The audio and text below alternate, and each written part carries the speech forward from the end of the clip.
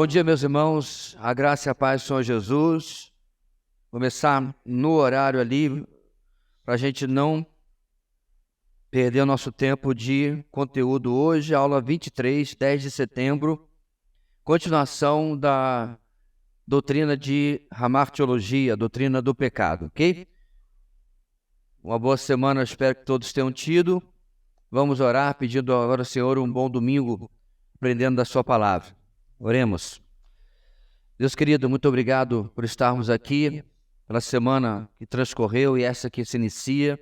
Pedimos a tua bênção, ó Deus, teu Espírito Santo, nos ajudando, nos auxiliando, nos conduzindo ao aprendizado que vamos começar nesse momento, para que o bom entendimento da tua palavra, o bom entendimento da doutrina, e ela sendo vivida na nossa vida, possa trazer, ó Pai, saúde espiritual, saúde para o nosso dia a dia, equilíbrio para nossas decisões, uma cosmovisão que venha realmente da tua palavra.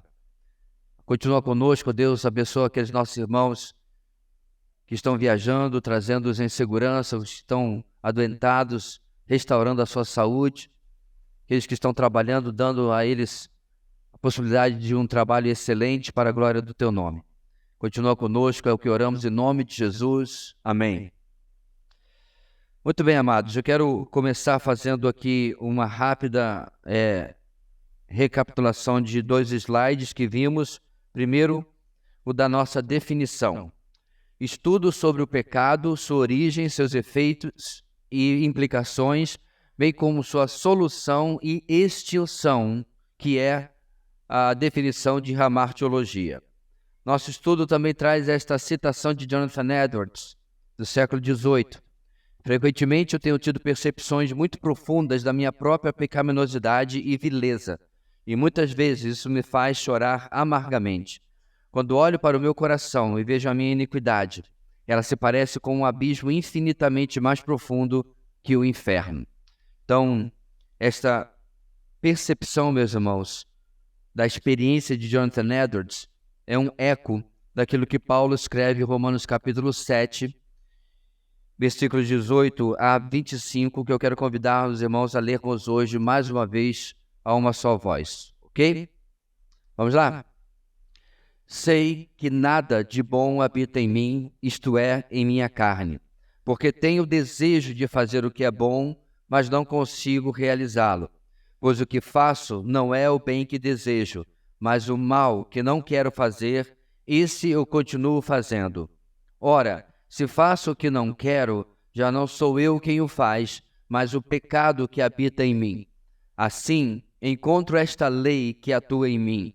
Quando quero fazer o bem, o mal está junto a mim. No íntimo do meu ser, tenho prazer na lei de Deus, mas vejo outra lei atuando nos membros do meu corpo, guerreando contra a lei da minha mente, tornando-me prisioneiro da lei do pecado que atua em meus membros. Miserável homem que sou, quem me libertará do corpo sujeito a esta morte? Graças a Deus por Jesus Cristo, nosso Senhor. De modo que, com a mente, eu próprio sou escravo da lei de Deus, mas com a carne, da lei do pecado. Então, esse é um texto que reflete muito, de forma perfeita, aquilo que Jonathan Edwards disse aí nesta citação. Hoje nós vamos retomar também, relembrando o slide sobre o significado do pecado. Esses textos nós já lemos semana passada, eu não vou ler novamente. A Bíblia diz que as suas maldades separam vocês do seu Deus e os seus pecados esconderam de vocês o rosto dele, e por isso ele não os ouvirá. Isaías 59, 2. Isso mostra que, basicamente, o pecado é algo que provoca o rompimento das relações do homem com Deus. Definição e definições de pecado. Do grego, hamartia, isto é, errar o alvo, como está muito bem ali na nossa ilustração, na nossa imagem. Quais são algumas definições, irmãos? Omissão do dever. Segunda, atitude errada para com Deus. Terceira, transgressão da lei. Quarta, ação errada para com os homens. Quinta, não crer em Jesus. E sexta, a tendência natural para o erro, que inclusive está no texto de Romanos que acabamos de ler, certo? Repetindo, tudo isso a gente já viu semana passada, é só uns 2 passinhos para trás para dar o próximo para frente. E o próximo, irmãos, é sobre esse alerta que a nossa lição nos traz. Atenção, muitas pessoas dizem que não há diferença de gravidade entre um pecado e outro. É a famosa frase, não existe pecadinho nem pecadão. Porém, vários textos bíblicos indicam que essa noção é incorreta, mostrando que há pecados mais ou menos graves, o que dá ensejo à aplicação de castigos com diferentes graus de severidade, certo? Então, tem muitos textos aí, irmãos, inclusive alguns dos textos dessa lição são repetidos. Alguns nós vamos escolher ler, outros não, certo? Dependendo da necessidade. Para ilustrar isso que acabamos de dizer, Lamentações 1:8. Jerusalém cometeu graves pecados, por isso tornou-se impura.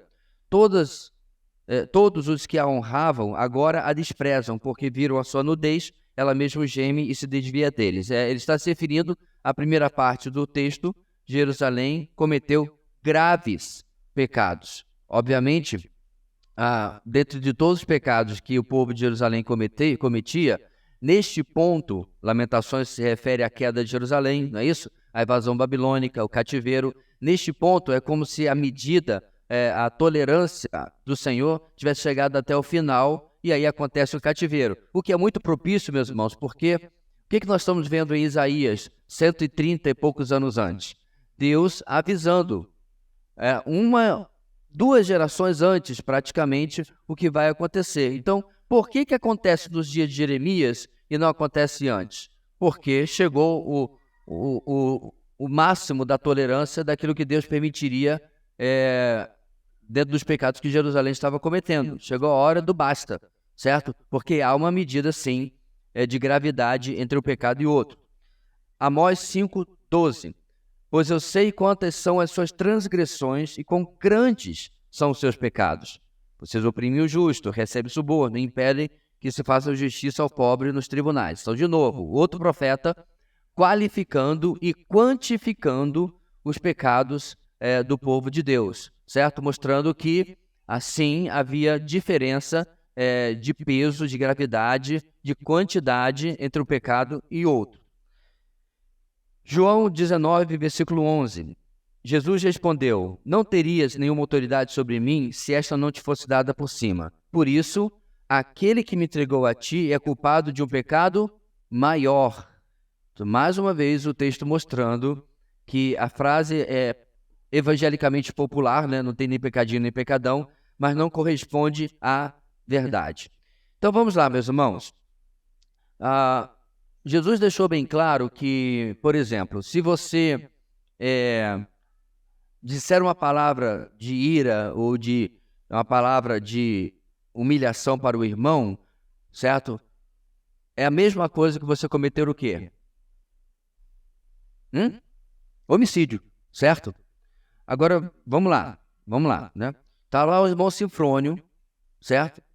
Aí ele vai numa cabeça quente, né? Ainda mais do clima que está agora, ele se pede as estribeiras e vai, né? E xinga ou fala uma coisa humilhante, sei lá o que, para o Reginaldo, certo? Então, obviamente, a gente vai dizer assim, meu irmão, o que houve? Bora conversar aqui, tem que ter um aconselhamento, tudo mais e tal, sem problema nenhum. Mas vamos mudar o cenário? Ele, de fato, mata o Reginaldo. Morre, Reginaldo. Morreu. Pronto. É a mesma coisa. Então, nem a análise simples da realidade vai mostrar que é a mesma coisa. Claro que não. Existem consequências muito mais graves, inclusive neste caso, né? Já ia levantar os 2, 3 da Assembleia e ia prender o pobre do Sinfrônio, porque são policiais e têm que cumprir o seu dever. Simples assim. Então, eu não sei de onde tiraram essa ideia. O que a gente não pode fazer, meus irmãos, é considerar determinados pecados como, é assim mesmo. É esse o problema. Aí eu concordo. Como, por exemplo, uma pessoa que sistematicamente vive perdendo a cabeça e destratando os outros. E ainda, por exemplo, se chama crente, né?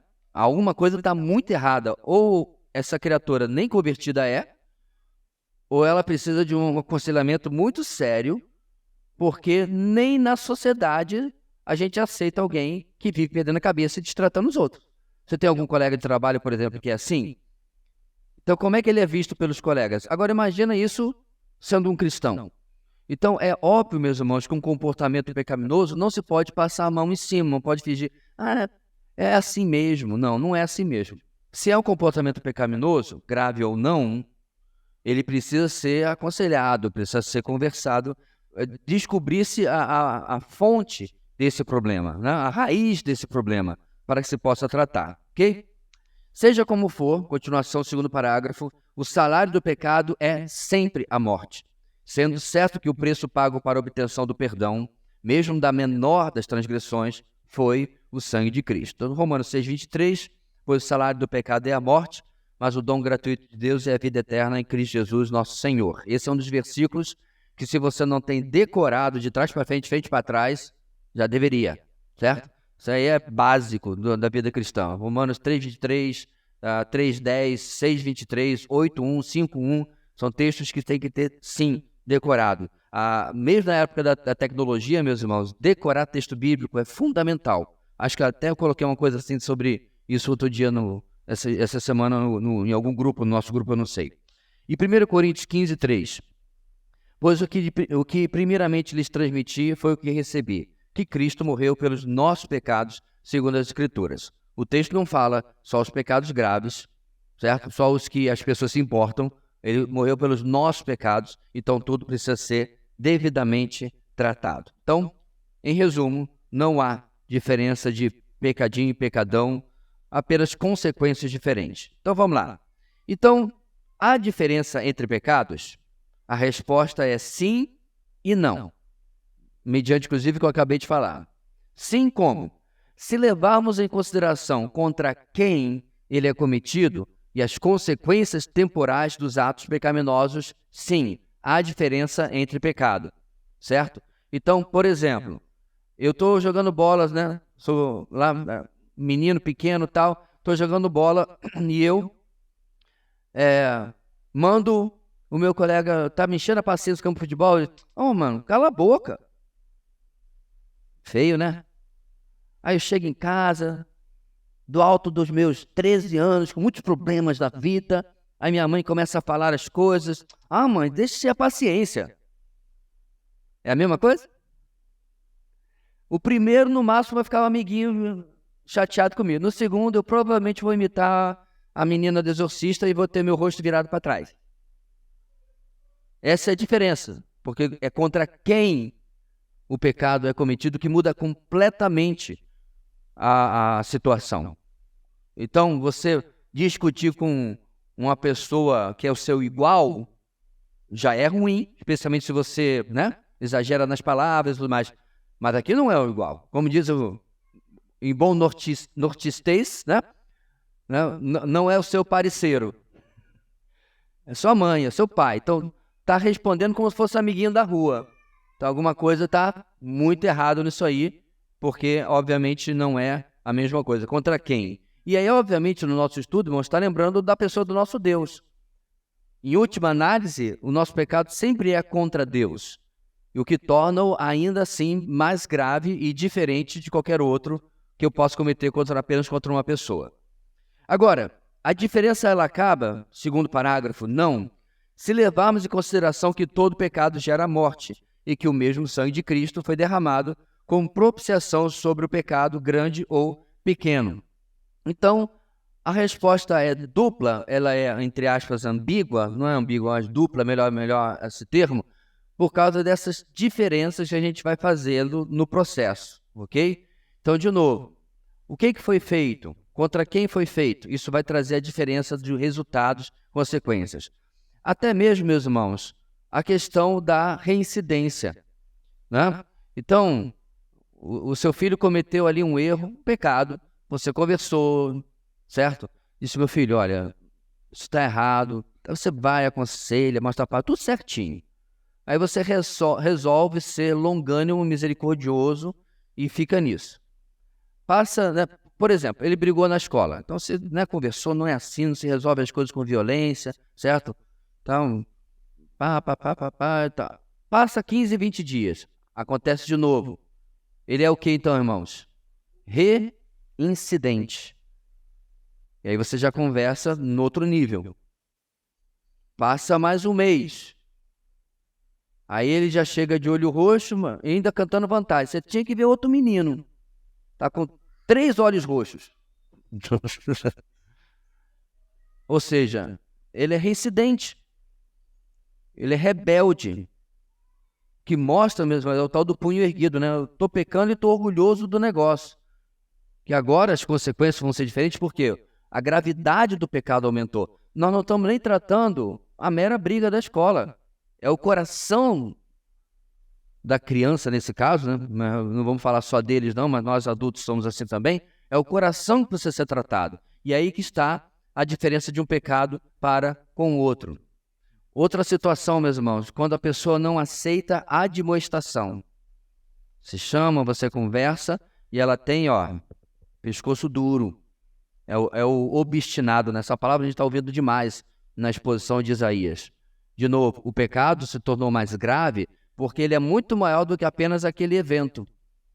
A raiz de onde está surgindo aquilo que precisa ser tratado, precisa ser questionado. E aí, inclusive, meus irmãos, vai uma dica, né, para aqueles que trabalham com a vida de alguém, que em tese seria todos nós, todos cristãos, né? Como disse o Ted Tripp quando esteve conosco, mas eu acho que a frase não é nem dele, é do Jay Adams, né? O coração do problema, quem sabe o resto? É o problema do coração. Coração do problema, o centro do problema. Não é aquilo que às vezes a gente está vendo, certo? Mas é o que está acontecendo no coração. Inclusive, isso é um grande problema quando a gente acha, né, especialmente nessa nossa geração agora, obrigado, meu irmão, que tudo é problema, né? Para tudo tem um remédio hoje. Então a criança, ela não é levada, ela não é disciplinada, né? Ela tem déficit de atenção. Então toma um remedinho aqui para você. Então dopa a criança, que aí resolve o problema. Interessante, né? Os antigos não tinham remedinho, mas tinha uma goiabeira no quintal, que era uma maravilha. A minha mãe só apontava para a goiabeira e meu TDAH ia embora, né? Remédio. Por que sua mãe fazia um chazinho, pastor, de folha de goiabeira? Não, não era bem chazinho, não. Não, se tirava as folhas, Marcelo, eu já estava roubado. A vaca já tinha pro brejo com sinete, né? Era só olhar que já era o suficiente. Então, o meu ponto aqui mesmo, eu não estou jogando fora toda a ciência, mas há um exagero demasiado hoje com diagnosticar qualquer problema humano com doença. Inclusive, já recomendei várias vezes, o livro de John MacArthur, A Sociedade Sem Pecado. Então, o fulano não é desonesto, né? Ele é cleptomaníaco, ele tem um desvio. Ele é corrupto, não, ele tem um problema, né? Que ele não consegue lidar com o poder. Não. O coração do problema é o problema do coração. É lá que está. E, inclusive, isso vale para os nossos filhos. Há de se descobrir, meu irmão, por que ele ou ela se comporta desta ou daquela maneira. E, às vezes, dá bastante trabalho chegar até lá. Thomas Brooks, outro que dispensa apresentações, o puritano, disse certa vez, em um sentido estrito, não existe pecado pequeno, porque não há um pequeno Deus contra quem pecamos. Vamos começar a fazer agora, meus irmãos, uma análise da natureza do pecado, os 3 aspectos do pecado. Ação pecaminosa. Refere-se às práticas que desagradam a Deus. Todo homem as comete, tanto o salvo como o não salvo. Dentro desse aspecto estão também as omissões que o Senhor reprova.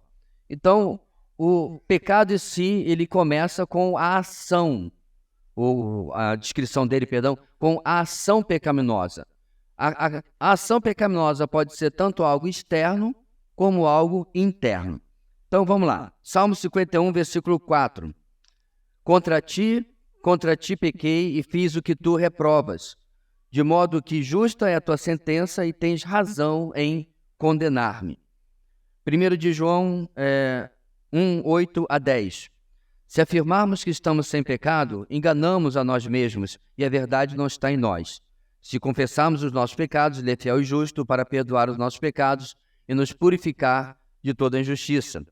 Se afirmarmos que não temos cometido pecado, fazemos de Deus um mentiroso e a sua palavra não está em nós. E finalmente o 3:4 também de 1 de João, todo aquele que pratica o pecado transgride a lei. De fato, o pecado é a transgressão da lei. Esse primeiro ponto, meus irmãos, tem como objetivo apontar que o pecado está em nossas ações, certo?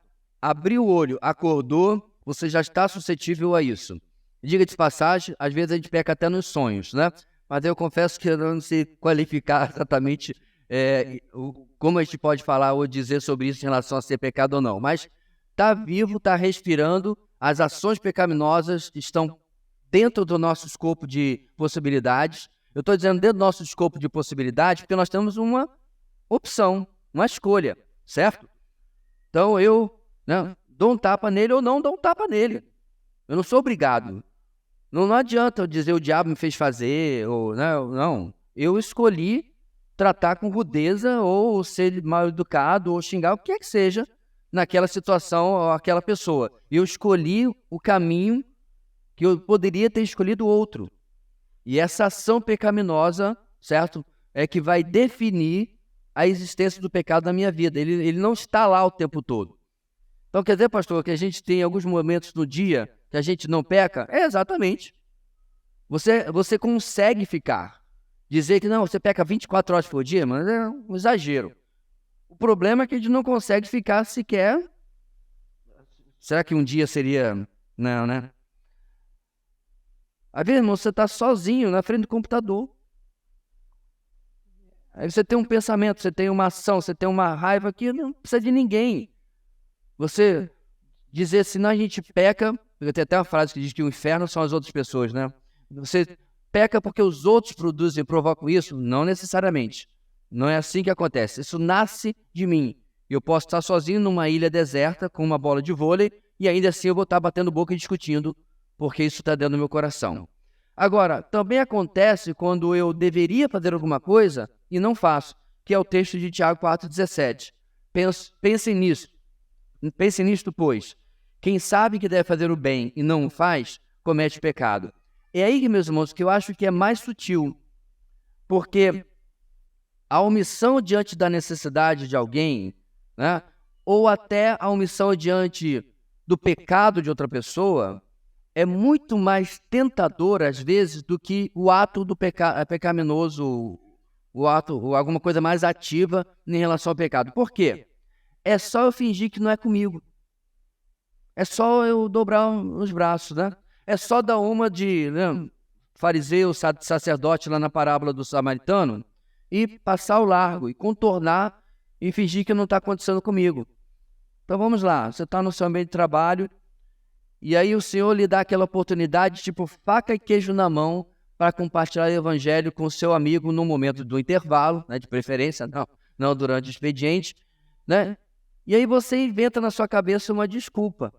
Geralmente essa desculpa é algo que vai tirar supostamente de você a responsabilidade de compartilhar o evangelho com aquela pessoa. Então esse pecado, irmãos, de omissão, ele simplesmente significa que eu não vou fazer aquilo que eu deveria fazer. Porque nós precisamos entender, meus irmãos, como cristãos, que nós estamos debaixo de deveres.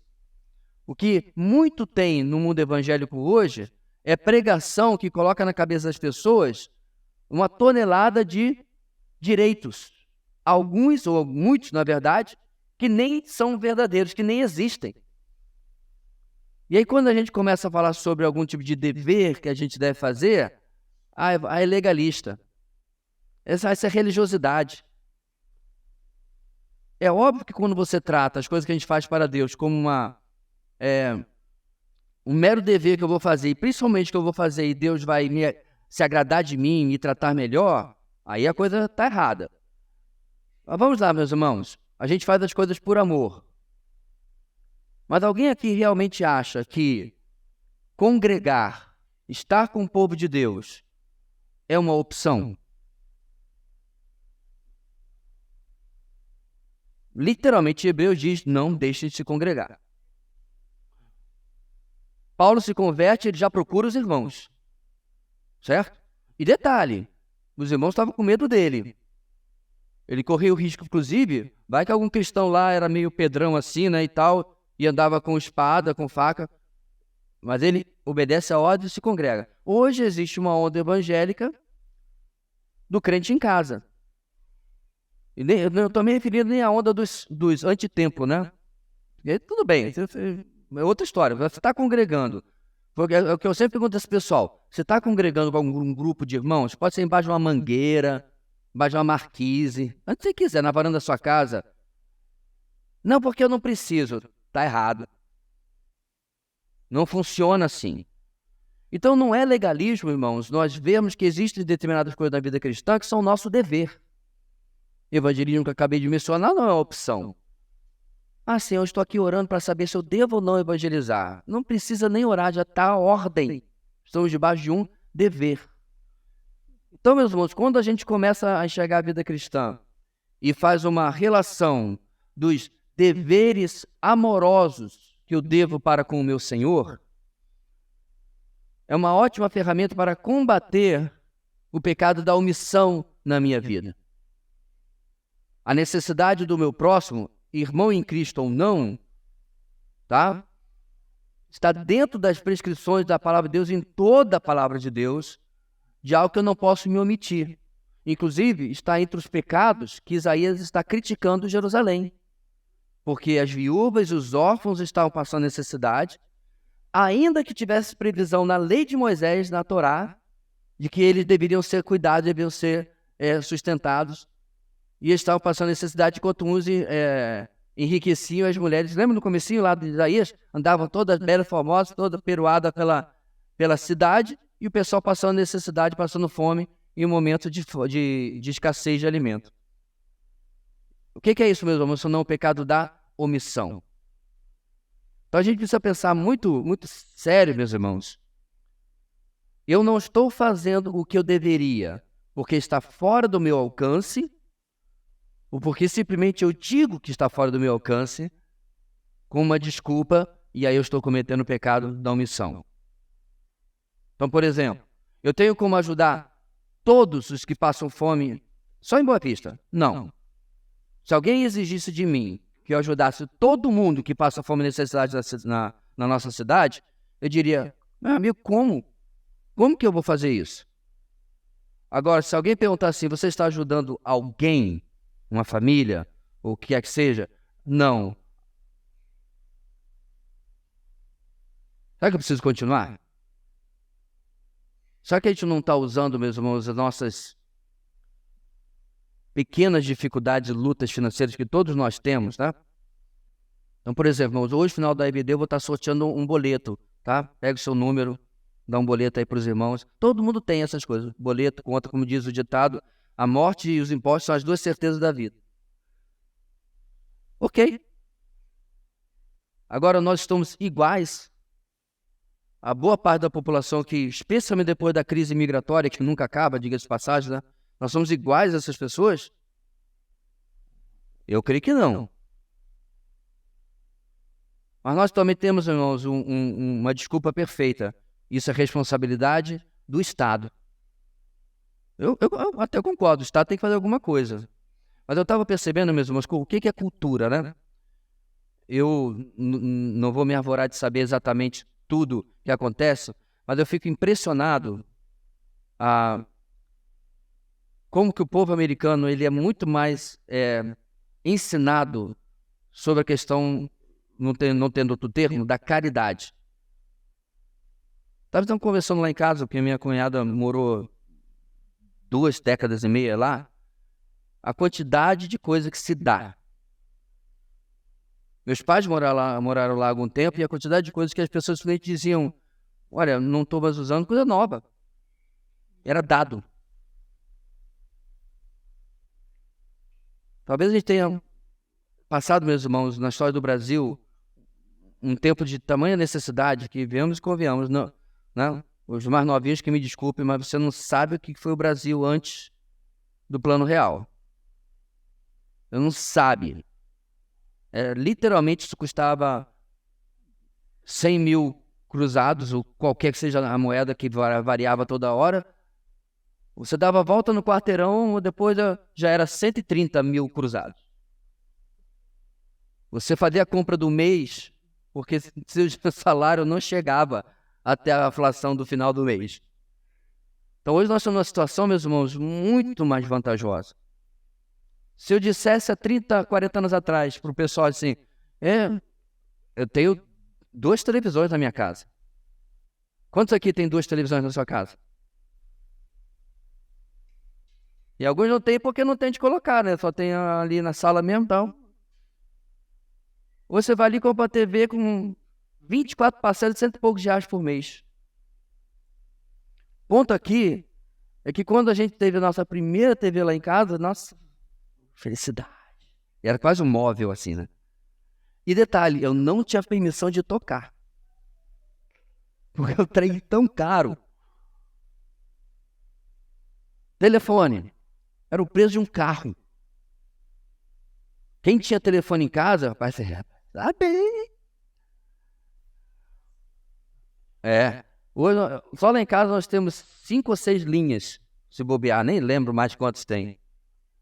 Era uma loucura, meus irmãos. Então nós crescemos nas últimas 3, 4 décadas no Brasil dessa maneira. Eu tô saindo um pouquinho, irmão, de amartiologia, mas para mostrar como que às vezes a gente comete as coisas erradas, mas há um contexto, não justificando, explicando do porquê cometemos. A gente cresce nisso, aí o brasileiro se acostumou a dizer que está sempre passando necessidade, tem sempre pouco, ainda que o Brasil melhore mais, que nos próximos 3 anos acho improvável, mas enfim, ainda que melhore mais, o brasileiro se acostumou de reclamar que a gente não tem, que está tudo difícil. Pastor, você não tem ido no mercado não? Tá vendo? É o que está passando na sua cabeça. Por mais que as coisas tenham melhorado um pouco nas últimas décadas, a gente já acostumou com isso. Qual é o efeito, meus irmãos? Qual é o efeito? Eu não posso ajudar, porque vai faltar lá em casa.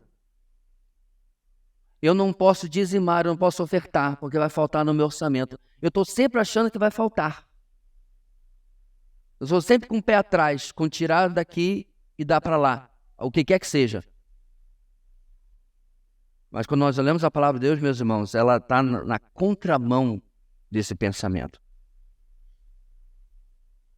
A ideia é de voluntariedade, de servir. A ideia é de sermos canal daquilo que Deus nos dá, não represa. Você tem que cuidar da sua família, ninguém está negando isso. Você precisa ter um pé de meia, porque problemas acontecem. Eu aprendi uma coisa, nem lembro, quase 30 anos atrás, um amigo meu chegou de carona, falei, o que aconteceu? O carro bateu o motor. Mano, bateu o motor é 4, 5, 6, 7 mil reais, dependendo do carro. O carro bateu o motor, parte de cima e parte de baixo. Para quem é motorista, doeu lá no fígado. Né? Caro. Chateado estava, mas assim, mas já mandei consertar. Por quê? O cara precavido, tinha um pé de meia. Pagou o motor do carro à vista. E incrédulo. E dando uma enorme lição. Porque, irmãos, via de regra, a gente ganha 1.000, gasta 1.000. Ou mais. Ganha 2, gasta 2. Ou mais. Ganha 3, gasta 3. Ganha 4, gasta 4. Ganha 5, gasta 5. E assim vai. Uma das coisas que deveria ter na escola era educação financeira. Precisava ter nas nossas escolas. Eu precisava ter aprendido isso. Aliás, nós precisamos ensinar isso aos nossos filhos. Educação financeira. Que, inclusive, segundo a palavra de Deus, com uma pitada generosa de contentamento, receita de felicidade. Contentamento eu não preciso dessa televisão de 12K. Eu nem sei se tem, irmãos, porque eu não acompanho esse trem, não tenho tempo. Não preciso. Eu posso comprar essa aqui só 1080p mesmo, porque já dá para enxergar. Mas por que eu preciso da de 12K? Porque a sociedade diz que eu preciso, a propaganda diz que eu preciso. Tudo isso, meus irmãos, para falar de como o pecado está presente no nosso dia a dia. A forma como lidamos com os nossos bens, a forma como lidamos com o nosso ganho, vai ser influenciado se meu coração está sendo levado pelo pecado a ser, né, avarento, que retém e que é omisso no bem que pode fazer as pessoas. Tudo em ação pecaminosa. Não passamos nem do primeiro parágrafo ali. Agora, essa ação pecaminosa, meus irmãos, ela é potencializada pelo segundo aspecto do pecado, a natureza pecaminosa. Essa sim, é 24 horas por dia, 7 dias por semana, 365 por ano. É a tendência natural que o homem tem para o mal desde o seu nascimento. Essa natureza caída, ao que tudo indica, é transmitida de pai para filho. A natureza pecaminosa é uma realidade ligada à depravação total do ser humano, compõe o conceito de pecado original. Salmo 51:5. Sei que sou pecador desde que nasci, sim, desde que me concebeu minha mãe. Certo? Uniu o óvulo com o espermatozoide, pecador. Naquele momento, né, ainda não tem a capacidade de pecar, porque ainda não se desenvolveu, mas já dá semente de pecador, não tem para onde correr. Não, pastor, meu filho é um anjinho caído, né? É isso que você quer dizer? Porque é só quem não é mãe ou pai. Só. A gente estava conversando essa semana, né? Nas peripécias da filhazinha de Eva. Gente, é um bebê e já começa a mostrar que veio. Já começa a querer estabelecer o seu reino. E a gente tem que exorcizar o reizinho de dentro do coração dos nossos filhos. Alguns adultos insuportáveis, meus irmãos, foram crianças não domadas. Pastor, domada é coisa para animal. Pois é, né? Romanos 7:17 em diante, a gente vai pular isso aí porque é um texto muito grande, desculpa. Gênesis 5:3. Aos 130 anos, Adão gerou um filho à sua semelhança. Conforme a sua imagem, deu-lhe o nome de Sete. Ou seja, filho de pecador. Não tem para onde correr, meus irmãos. Vai ser segundo a sua espécie. Tá? Isso tudo é para destacar, meus irmãos. Presta atenção. A gente não se torna pecador no momento do nosso primeiro pecado. Tá? Isso é o aspecto 1. Ação pecaminosa. A gente começa a prática do pecado. Certo? De repente a gente imortaliza tudo, né? Primeiro dentinho, primeiro passo. Falou mamãe, falou papai. Anota na história do seu filho, no seu álbum. Primeiro pecado. Isso que você vai poder identificar, né? Você tentou fazer uma coisa com seu filho, ele... Não! 9 de setembro de 2023. Aí você mostra pra ele, cara. Você deve ter pecado antes, mas isso aqui foi quando eu pude registrar que você, de fato, né? Era meu filho mesmo, não tinha pra onde correr, não. Não tem como saber todos os pecados das pessoas? Claro que não, mas ações pecaminosas são. Mas o que nós estamos falando aqui, meus irmãos, é que antes dessa primeira ação pecaminosa, a natureza já está lá. Se quiser chamar de carne, também não tem problema nenhum. Ela já está lá. Então, não é o pecado que nos torna pecadores. É a nossa natureza que nos torna pecadores. Agora, esses dois pontos agindo, meus irmãos, vão gerar um terceiro aspecto do pecado que é muito importante na nossa vida, que é a culpa. Sem ela, que graças a Deus foi dada pelo Senhor, meus irmãos, nós estávamos em maus lençóis. Toda vez que nós pecássemos, ia passar batido, porque a gente não ia ter a reação correta para com aquela culpa, ok? Nessa nota, vamos para o nosso intervalo. Hoje eu não quero deixar passar do nosso horário, para a gente poder voltar e pegar, né? Porque é um slide longo aí para a gente ter pela frente, ok? Irmãos, cravado ali 5 minutinhos. Quando a gente chamar aqui, eu peço que você retorne, tá? E de preferência vai baixando o volume, né, do bate-papo, para a gente poder retomar aqui a nossa aula. Então vamos lá, ação pecaminosa, natureza pecaminosa, e agora o resultado disso, culpa. Não é propriamente uma expressão do pecado, mas sim impacto jurídico que a transgressão de Adão teve sobre toda a humanidade, tornando-a condenável. Esse impacto sobrevém ao homem por imputação, uma vez que Adão era o representante de cada ser humano, a concepção federalista. Então vamos lá, irmãos. O que a gente está falando sobre culpa? A gente está falando sobre o sentimento de culpa? Não só. Principalmente nós estamos falando aqui do estado de culpa, certo?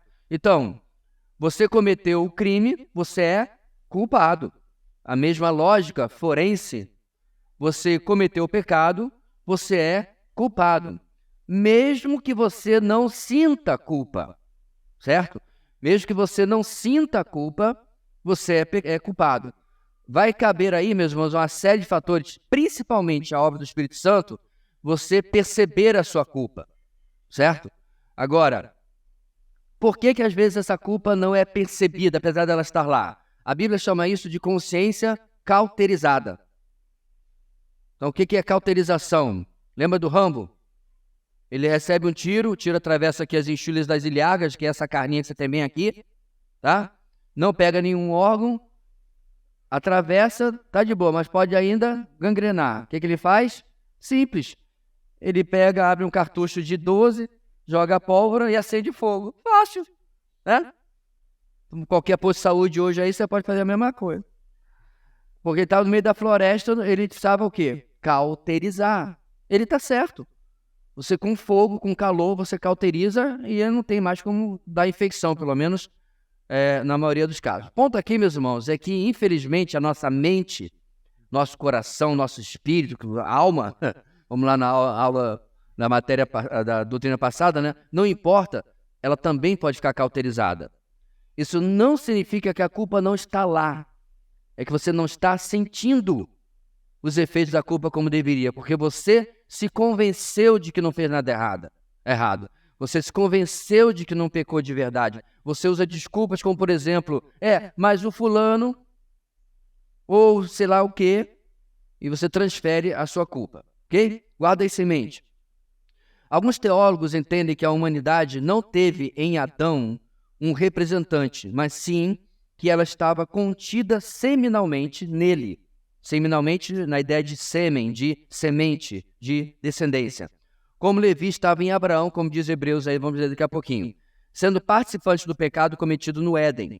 Segundo essa concepção, o homem não é condenado por lhe ser imputada a culpa de Adão, mas sim por sua própria culpa. Então o que o nosso segundo parágrafo está dizendo aí, irmãos? Preste bastante atenção.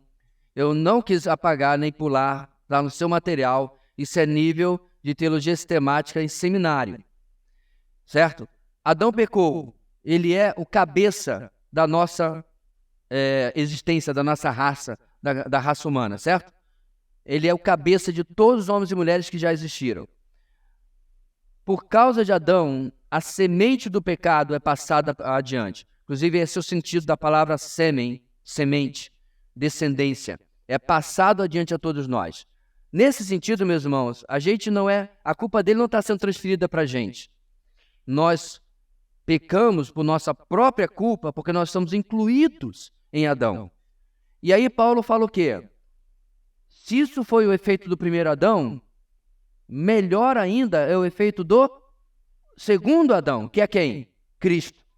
Então a justiça dele é imputada a nós também, passa a nós, porque nós estamos agora em uma nova criação, como Paulo vai falar em 2 Coríntios capítulo 5, ok? Então é isso que está se referindo aqui.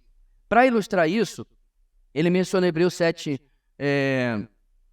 9 a 10, que diz o seguinte: pode-se até dizer que Levi, que recebeu dízimos, entregou-os por meio de Abraão, pois quando Melquisedeque se encontrou com Abraão, Levi ainda não havia sido gerado. Então o que o autor de Hebreus está falando? É importantíssimo, você preste bastante atenção, não é difícil, só é um pouco mais complexo. Abraão é o tataravô de Levi, certo? Abraão, Isaac, Jacó, e aí vem Levi dentre os filhos de Jacó. Todo mundo está junto? Estamos bem? A gente teve a exposição de Gênesis, está tranquilo, certo? Então o que o autor de Hebreus está falando? Quando Abraão pagou os dízimos a Melquisedeque, Levi fez isso espiritualmente, porque ele estava incluído em Abraão. É nesse raciocínio, meus irmãos, que o autor aqui está colocando, que nós estamos espiritualmente todos em Adão, mesmo que a gente não tenha pecado lá no Jardim do Éden. O que isso significa na prática, meus irmãos? que não importa se fosse André e Eva, não importa se fosse Hugo e Eva, certo? Não importa se fosse Joverci e Eva, o resultado seria o mesmo. Adão não pecou, meus irmãos, porque ele era fraco, ou porque ele era muito... Nossa, que cabra ruim. Ele pecou porque ele era eu. Ele era o homem. E eu não estou me referindo a metaforicamente, não. Adão existiu de verdade, é uma pessoa real. Mas o que ele fez, eu faria igual. É importante nós entendermos isso, irmãos, porque talvez na cabeça de algum louco por aí, passe-se a ideia de que que Adão fez alguma coisa diferente do que o resto da humanidade faria. Não. O curso estava traçado. Eu posso até arriscar e dizer que o curso estava decretado por Deus. E aconteceria exatamente como aconteceu. Por isso que hoje, né, a gente até brinca, né? Chegar no céu e tal, eu quero ter uma conversa com Adão e tal. Na brincadeira tudo bem, mas na prática, o que eu devo fazer é olhar para Adão e dizer: tamo junto. Infelizmente, tamo junto. Tá? Isso nos traz, meus irmãos, um tremendo senso de humildade em não achar que a gente é tudo isso aí e que a gente faria de outra forma, tá? A não ser que a gente não se conheça de fato. E aí a gente se torna participante, diz aí a nossa lição, do pecado cometido no Éden, Romanos 5, versículo 12. Portanto, da mesma forma como o pecado entrou no mundo por um homem e pelo pecado a morte, assim também a morte veio a todos os homens, porque todos pecaram.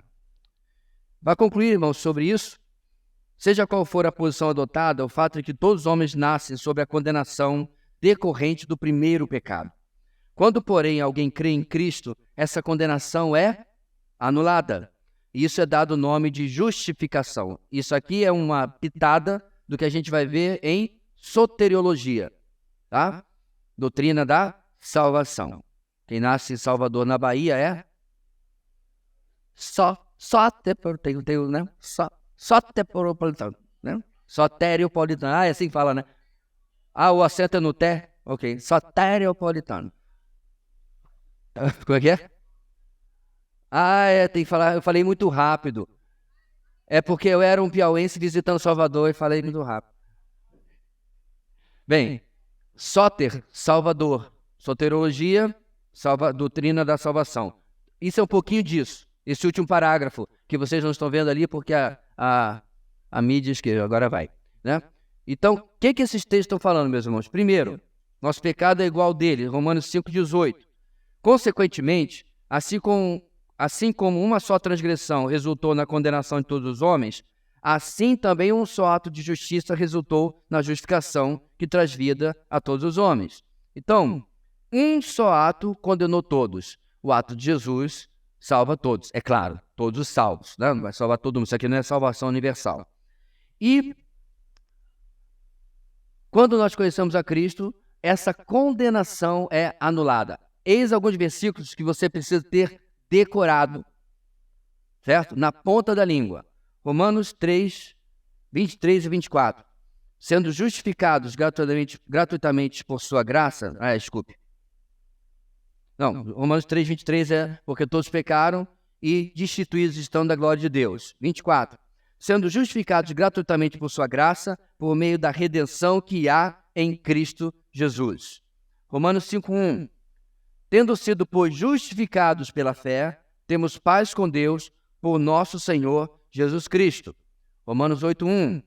Portanto, agora já não há condenação para os que estão em Cristo Jesus. Não tem, meus irmãos, como ter um bom conhecimento, um bom entendimento da salvação do Evangelho sem decorar versículos como esse, certo?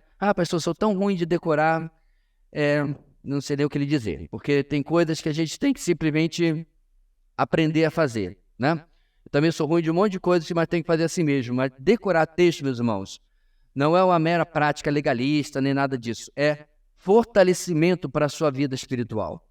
É você saber as coisas. Às vezes até aquele pessoal que diz assim, eu sei que a Bíblia diz, mas não sei onde está. Tipo, por exemplo, aquele versículo, água mole em pedra dura. É isso que dá quando você não entende o que o versículo diz no seu contexto. Então, quando eu me refiro a decorar o versículo, meus irmãos, é saber por que aquele versículo está lá e o que ele significa, né? E ele é importante para a nossa vida. Deixa eu destacar uma outra coisa aqui importante. Romanos 5:1 diz que nós somos justificados pelo quê? Pela fé, certo? Então, é Paulo, meus irmãos, na sua magnífica carta, construindo a base da fé cristã. Porque ela é diferente de absolutamente todas as religiões que o homem já inventou, certo? Você pode examinar, eu já falei isso várias vezes, inclusive essa é a marca de um falso cristianismo. Pede à pessoa que faça alguma coisa para ser aceito, ok? Então, vou dar um exemplo, a gente já falou sobre os adventistas um tempo atrás. Como é que eu faço diferença do tratamento de um adventista para com o outro? Que supostamente se diz cristão, certo? Se o adventista chega para mim dizendo assim, ei, sábado você guarda o sábado? Eu digo, não como você entende. Não, o sábado da semana eu não guardo não. Aí ele fala para mim, então você não é salvo. Ok, então você é seita. Na lata. Colocou salvação condicionado à obediência da guarda de um dia da semana, é seita, não é grupo cristão. Outro adventista me faz a mesma pergunta, eu digo assim, não, eu não tenho o entendimento bíblico que você tem. Eu entendo que é um princípio onde eu devo reservar um dia na semana, eu não considero nem o domingo esse dia, como alguns, inclusive reformados, insistem, né? O dia do Senhor, e fala até, né, encher a paciência. Eu entendo que é um princípio onde eu devo separar tempo na minha semana para o serviço ao Senhor. Beleza, aí esse adventista diz, tá bom, eu só entendo diferente. Então beleza, meu irmão, tamo junto. Vê a diferença? Porque ele não está condicionando a salvação à obediência de uma mera regrinha. Uma vez eu falei no culto, meus irmãos, que o camarada se converteu. Veio o culto aqui, se converteu, tá, beleza. Aí foi embora para casa e nunca mais pisou, 30 anos viveu, nunca mais pisou num culto numa igreja e tal. Ele tá salvo, sim ou não? Veja bem, eu comecei meu exemplo dizendo, ele veio e se converteu. E ele nunca mais voltou, ele está salvo sim ou não? Sim! Isso é salvação, pela graça mediante a fé. Agora, eu concordo com o comportamento dele? Biblicamente não. Porque com certeza ele vai ser um nanico espiritual o resto da vida. Porque por isso a gente chama, irmãos, de disciplinas espirituais.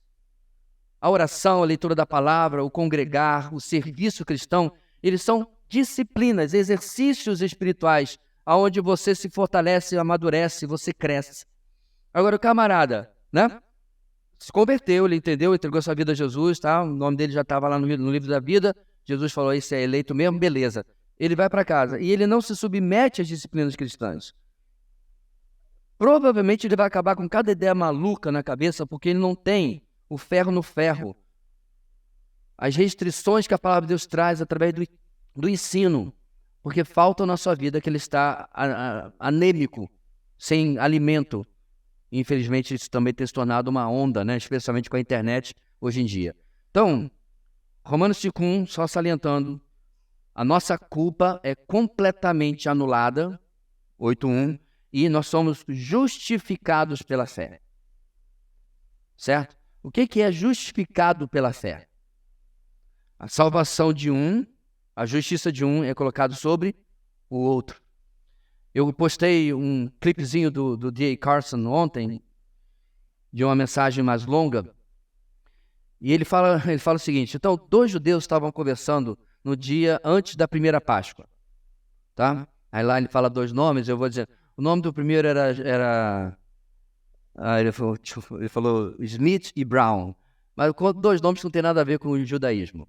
Eles estavam conversando sobre o que ia acontecer no dia seguinte, e as orientações que Moisés deu. Certo? Aí ele perguntou, você já fez aquilo que Moisés falou? Eu falei, eu fiz, né? Vai que, né? Eu obedeci. Coloquei lá o sangue, vamos celebrar a Páscoa, fez tudinho à risca com o que Moisés falou. Aí o outro falou assim, eu também. Fiz porque eu tenho certeza nas promessas de Deus, a postura dele era completamente diferente. Aí veio o anjo da morte. Certo? 2 judeus, os 2 fizeram tudo aquilo que Moisés orientou. Qual dos 2, meus irmãos, teve a vida dos seus filhos preservada? Os 2. Os 2. O argumento que o Carlson está fazendo nesse vídeo é de que o poder da justificação não está no detalhamento dos meus atos religiosos, mas em crer que aquilo que me é ordenado é verdade e pela fé eu creio naquilo ali. O poder da justificação está no sangue do Cordeiro. Inclusive é o que diz lá em Apocalipse. Eles foram salvos pelo sangue do Cordeiro. Eles não foram salvos, ele está falando dos santos da tribulação, né? Eles não foram salvos por causa do martírio. Eles não foram salvos porque eles não receberam a marca da besta. Estou falando no passado porque o texto está no passado, né? Mas isso é no futuro. Nada disso. Eles são salvos por causa do sangue do Cordeiro. João escreve ali. Isso é justificação pela fé. E não existe, irmãos, em absolutamente nenhuma religião produzida, criada pelos homens. Nenhuma. Todas elas, você precisa fazer alguma coisa.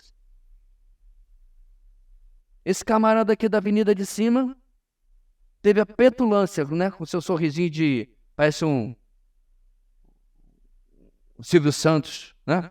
Pelo terno dele e tal, animador de auditório. Me refiro ao Erra Soares, né?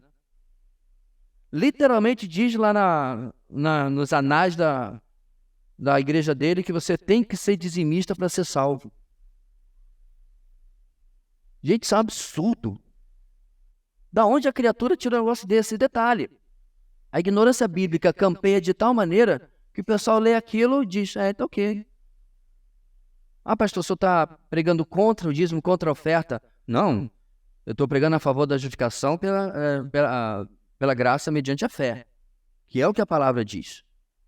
Isso não significa, meus irmãos, que todas as disciplinas cristãs e os deveres que a gente falou aqui a manhã inteira não estejam sobre a minha cabeça, sobre a minha vida, como algo que eu devo buscar e fazer para mim. São coisas completamente diferentes. Mas você vincular qualquer comportamento, atitude, como condicional para a salvação, vou até além, inclusive a certidão, a correção absoluta teológica, complicado.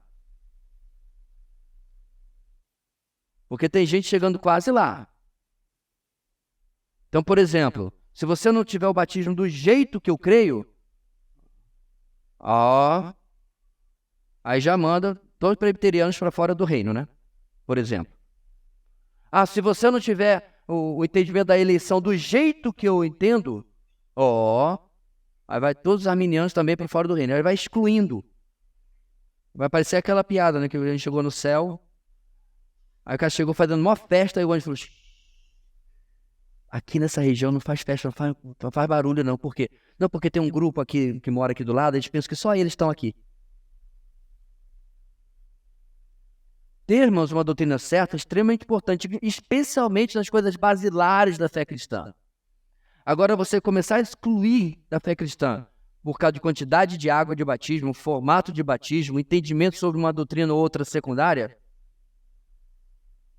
novamente você voltou para a salvação pelas obras. Salvação aí não é realmente pela graça. Isso você está ouvindo de alguém que vive ensinando o que eu entendo que é aquilo que a palavra de Deus ensina. Mas há, como já falamos várias vezes, questões periféricas que as pessoas matam e morrem sem a devida necessidade para tanto. Continuando, irmãos. Tem um mic aí em algum lugar. Não sei onde está. Está vindo, enquanto isso eu bebo.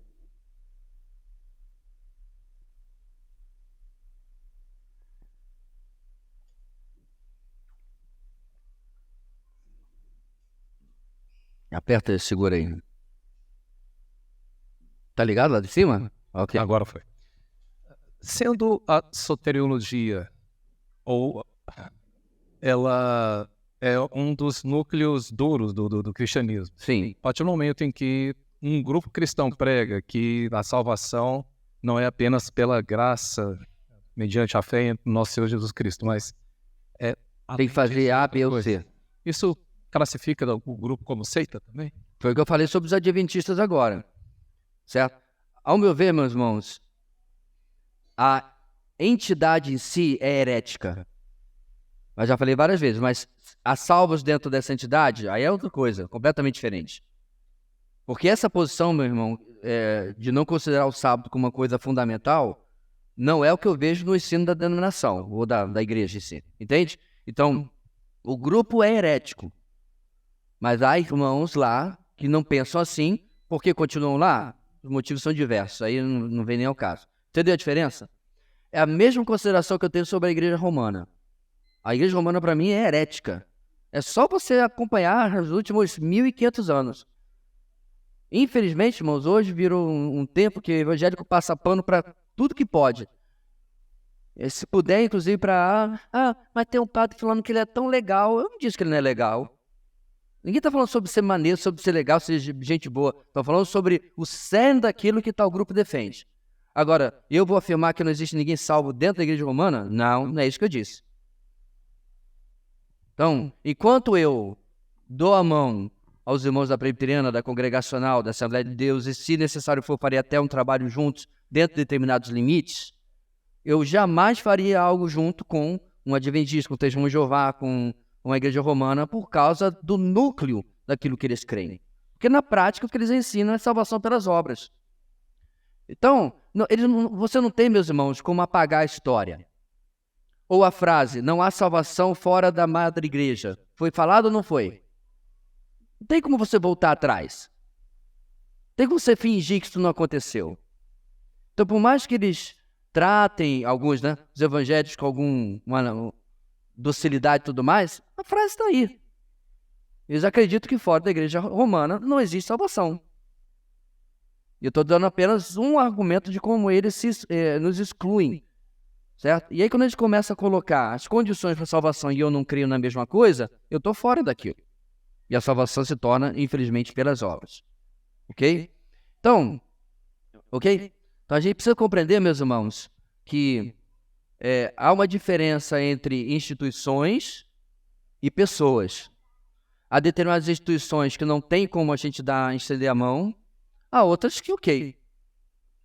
Inclusive, se a gente tivesse aqui, por exemplo, comemorar o dia da reforma, e aí os irmãos presbiterianos chamassem a gente e chamassem outros batistas reformados e tal, nós fôssemos sem problema nenhum, porque aquilo que nos une é mais central do que aquilo, quantidade de água ou qualquer coisa assim, certo? Ou forma de batismo. Beleza, bora lá celebrar um dia que é por causa da fé, da graça, da palavra de Cristo e a glória de Deus, ótimo. Agora eu já tentei, meus irmãos, durante muito tempo caminhar com outros grupos e você simplesmente não tem como, porque a doutrina simplesmente é rechaçada e é estragada o tempo todo. Então a gente tem que ter um pouco de feeling e discernimento sobre até onde a gente vai. Certo? A gente chama isso, irmãos, você vai estranhar o termo, qual é a extensão da nossa catolicidade, que não tem absolutamente nada a ver com a igreja católica. Catolicidade é até onde a gente estende o entendimento de que essa é uma igreja que podemos ter comunhão, ok? Chega a catolicidade, até onde a gente abraça esses irmãos. Que aí precisa, obviamente, ter algum tipo de critério, ok? Vamos lá. Ainda, irmãos, da parte de culpa, deve ficar claro que ao morrer na cruz, Cristo não anulou a possibilidade do crente cometer transgressões. Tampouco ele remove a natureza pecaminosa da pessoa que se converte, ainda que a enfraqueça pela ação do Espírito Santo. A verdade é que, infelizmente, o cristão ainda não está livre dos dois aspectos do pecado aqui denominados como ação pecaminosa e natureza pecaminosa. Por isso, o crente aguarda ansiosamente o dia em que seu livramento será total. No intervalo, a gente conversava aqui brevemente, irmãos, que esse, inclusive, é exatamente o argumento da inexistência do livre-arbítrio. Então, se livre-arbítrio eu posso fazer absolutamente o que eu quiser, é só você olhar o seu dia a dia e você vai ver que você não consegue fazer absolutamente o que você quer.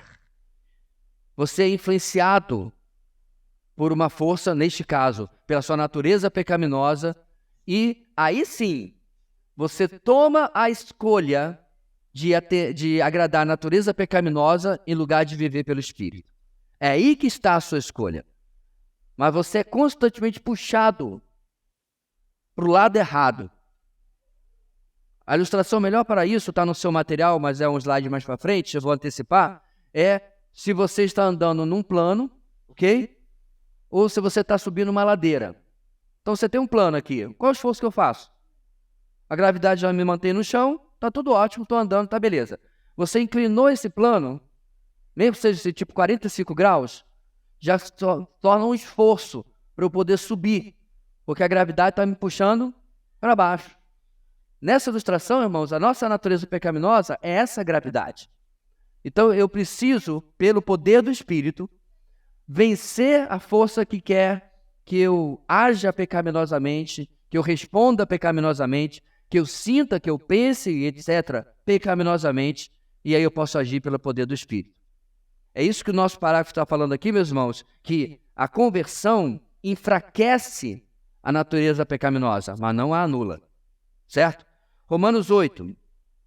Portanto, agora já não há condenação para os que estão em Cristo Jesus, porque por meio de Cristo Jesus, a lei do Espírito da vida me libertou, olha aí, da lei do pecado e da morte. Eu não sou mais escravo do pecado.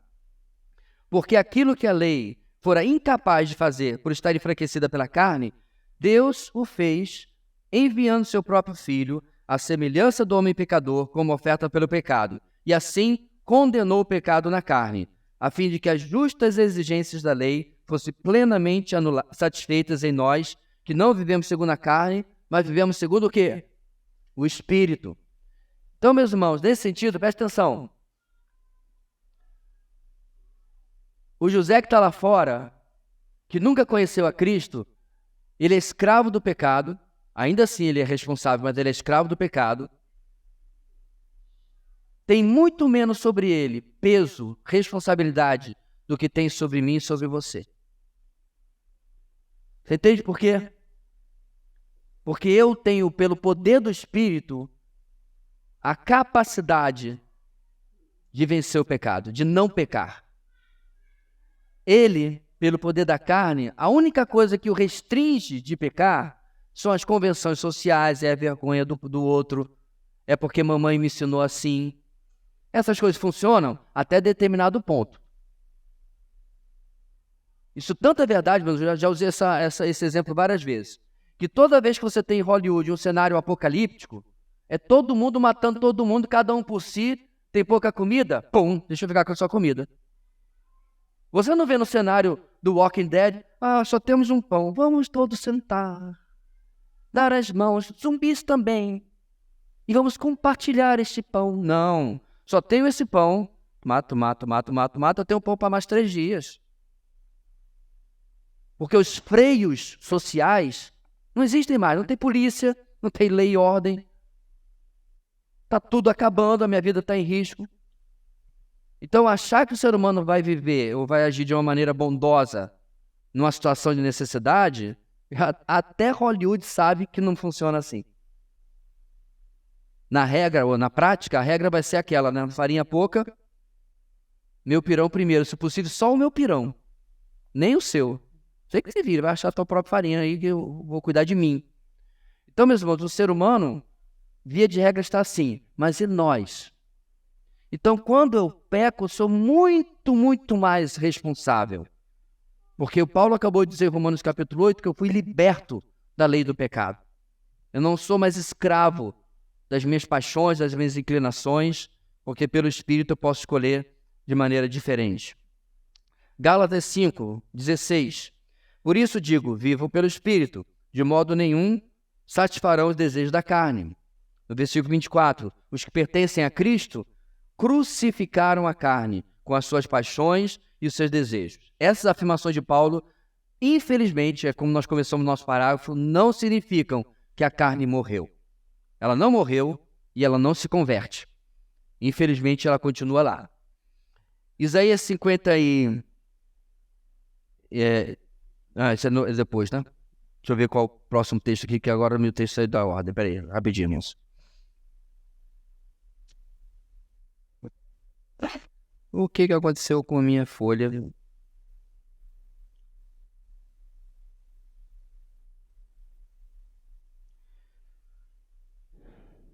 Já vou me encontrar aqui, irmãos. Às vezes a gente faz nossas anotações, mas elas não nos ajudam.